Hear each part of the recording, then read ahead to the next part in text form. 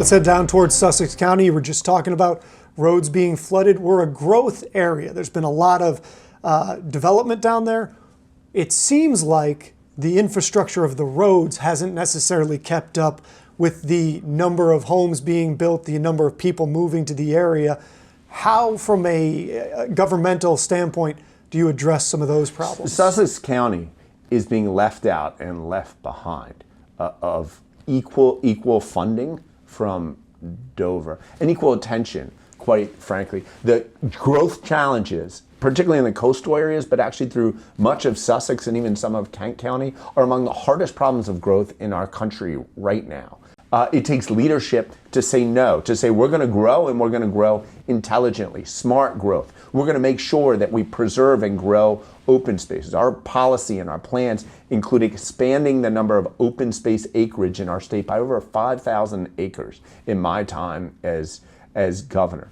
To do that takes planning. To do that while there's a crisis of affordable and workforce housing. We're going to make sure that we plan appropriately and signal to the community this is where housing needs to go. And we're going to make sure the roads, the sewers, the water, the infrastructure is in place, and maybe some doctors as well.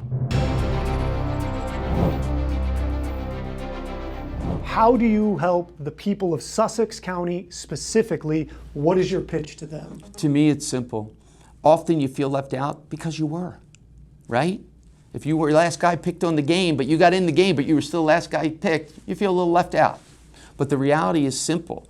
You have to go to Sussex and listen to the issues and come up with the solutions. A simple one, overdevelopment.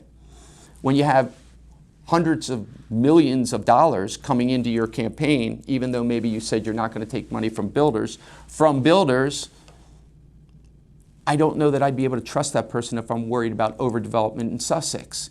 If you have a county executive who, with his goods and his bads, worked in Newcastle County and now is trying to somehow tell Kent County why he's going to be good for them, that's a tough sell.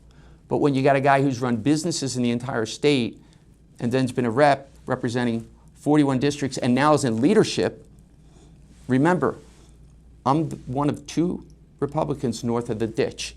We're an endangered species up here. In the South, all my colleagues that chose for me to be the leader are Southern representatives. Why? Because they saw something in me they believed would help our house be stronger and better. And I quite frankly think we were stronger and better. And I can't wait to be able to help the entire state. I'm not here about red, I'm not here about blue. You see everything I have. It's always yellow. Right? Yellow's my thing. I'm not even purple. Yellow's Delaware.